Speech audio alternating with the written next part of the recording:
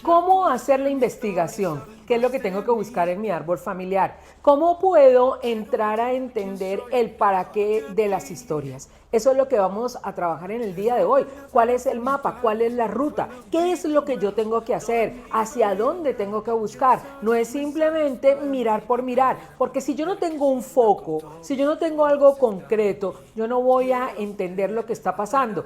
Podré encontrar muchas historias, pero no las voy a poder coordinar, concatenar, establecer una conexión. Y eso es lo que quiero que aprendamos a hacer en el día de hoy. Bienvenidos a este segundo capítulo de Las raíces que liberan. Y hoy vamos a entender qué es lo que tengo que salir a buscar. Soy Adriana Caviedes y como máster en bioneuroemoción y una estudiosa de la genealogía y del árbol familiar, quiero contigo ir a buscar qué tengo que encontrar o hacia dónde tengo que mirar.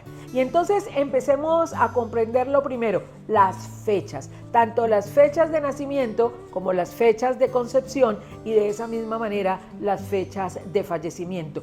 Entender las fechas, comprender el sentido de cada una de las fechas, me puede a mí permitir conocer con quién estoy en línea, con quién estoy doble, con quién estoy en línea maestra, qué es lo que cada uno de ellos me muestra y cómo yo puedo entender qué es lo que está ahí presente. Otra cosa importante que nosotros tenemos que mirar es comprender cuáles son las líneas importantes dentro de mi familia.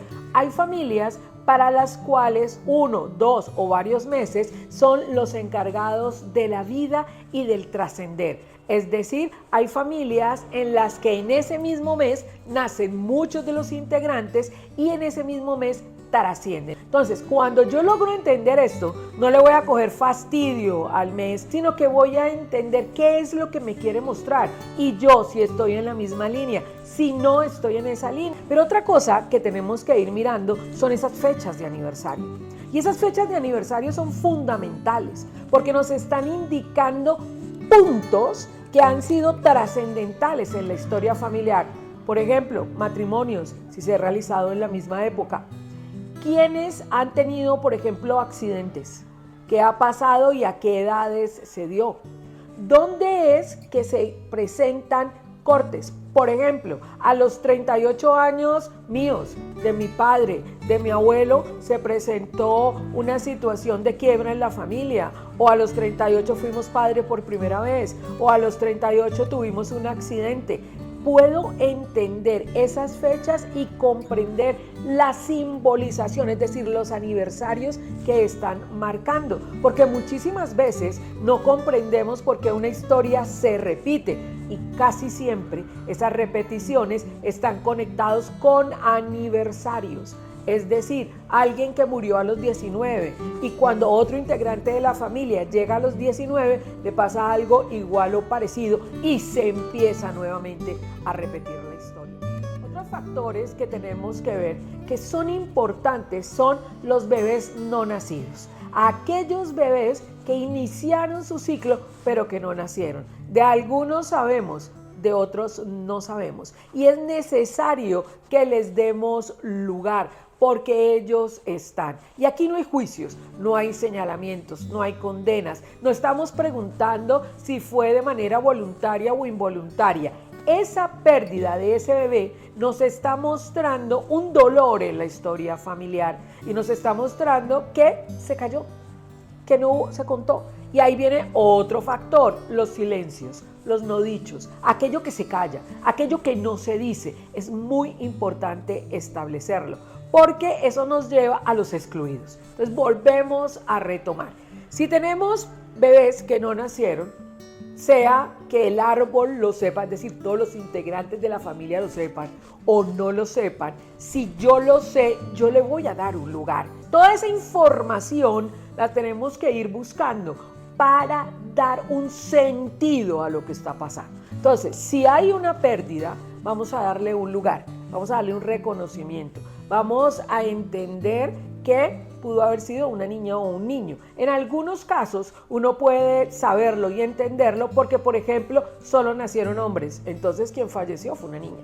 Al revés, solo nacen niñas. Quien falleció fue un hombre. ¿Y por qué quiero y hago énfasis en ello? Porque si yo le doy lugar a quien está, si yo le doy espacio a quien está, todos nos acomodamos y esa historia nos va a permitir identificar aquello que es un silencio, aquello que no se ha contado. Y no lo vamos a contar o no lo vamos a decir para hacer juicios, sino para dar un lugar. Si tú crees que lo puedes decir, bienvenido. Si crees que no es el momento para decirlo, muy bien, pero tú le vas a dar lugar.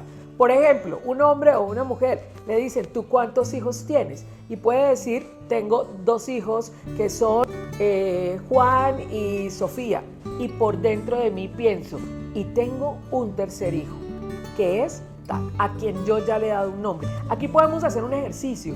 Y ese ejercicio es darle un nombre, darle un lugar. Si no siento, la mayoría de las madres lo saben y lo dicen con mucha claridad, yo siento que era una niña, yo siento que era un niño, pero puede darse el caso que me digan, no tengo ni idea, no quiero ni siquiera hablar de eso. Es más, hoy porque estamos trabajando en consulta, me lo estás preguntando. Entonces, en ese orden de ideas, pones un nombre que le sirva a una niña o a un niño, es decir, le das una identidad. Aquí ya tenemos un tema. Lo segundo que nos invita aquí a trabajar son los no dichos, los silencios, aquello que se calla en el árbol, aquello que no se cuenta.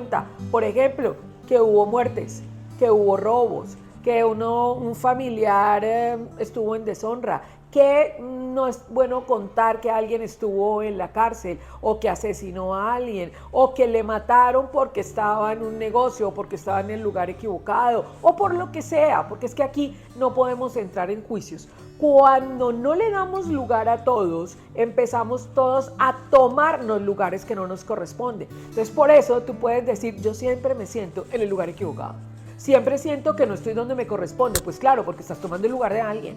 Entonces, si tú tomas el lugar de otro, pues vas a tener que cumplir las funciones de ese cargo. Vas a tener que hacer lo que te piden que hagas, que tiene que estar ahí. ¿Eso quién lo dice? El inconsciente. Esa información está en el inconsciente. Es ella la que nos pone, y eso se evidencia a través de programas y patrones que tú dices, no tengo ni idea porque yo repito estas historias. Aquí te estoy contando porque las repites. Y te puedo asegurar que en otro de nuestros programas de esta temporada de Raíces que Liberan, vamos a dedicarnos única y exclusivamente a los programas, a los planes, a esas obligaciones y a esos mandatos, desde las lealtades familiares, desde las promesas que hacemos y las promesas que hicieron otros integrantes de nuestra familia. Entenderlas, identificarlas y comprenderlas va a ser muy importante.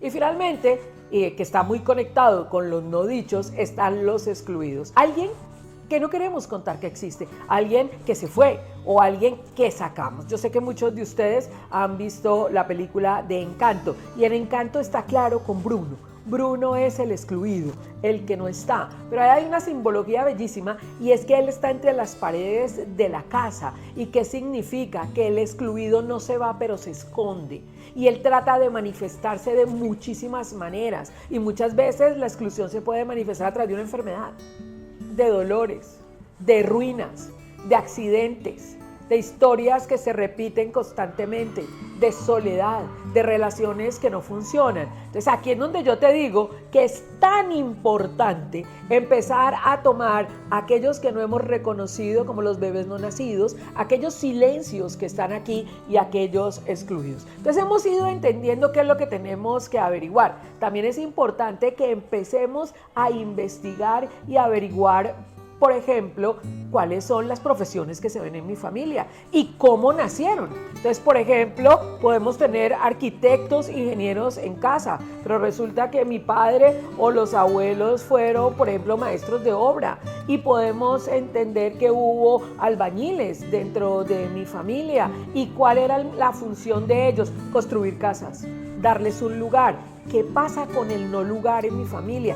¿Qué tan importante para mí y para mis integrantes es tener una casa? ¿Cómo yo sano? Porque tú, estando aquí, en este momento y a esta hora, estás con tu profesión, con tu oficio, con tu trabajo, laborando por todos los integrantes de la familia. Es decir, estás cogiendo esa información que sí conocemos y la información que no conocemos y la estás trascendiendo.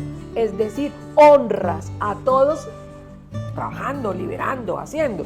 ¿Qué es lo más importante? No repetir programas, sino, porque eso se hace desde el inconsciente, sino conectar con conciencia para entender que esto que hago puede ayudar a entender, a dar lugar, a liberar y a seguir. Y yo puedo, el día de mañana, decir, no lo voy a seguir haciendo. Y finalmente, entonces, cada uno de nosotros va a ir a investigar. Esa es mi invitación, para que vayas e investigues. Preguntes, ¿qué ha pasado en la familia? ¿Quiénes estuvieron involucrados? ¿Qué emociones estaban ahí? ¿Cuáles dolores estaban presentes? ¿Qué pasó? ¿Cómo lo vivieron? Pero no vamos a juzgar, ni vamos a decir, bueno, qué tan bobos, qué tan inteligentes, qué tan avispados, no, cómo hicieron eso, no, sino que vamos a ir a lo profundo, a entender cómo esa historia está hablando de mí.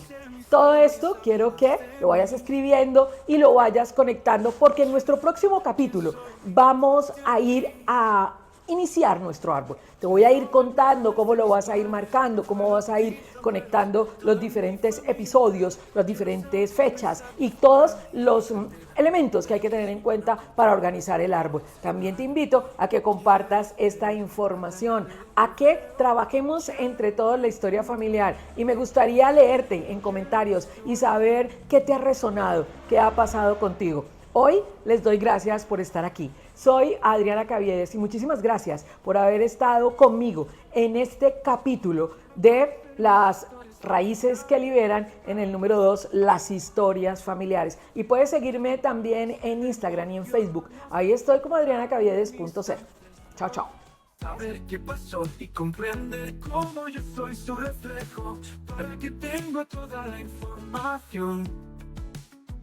Y los veo a todos y todos me hacen ser quien soy. Es bueno con mis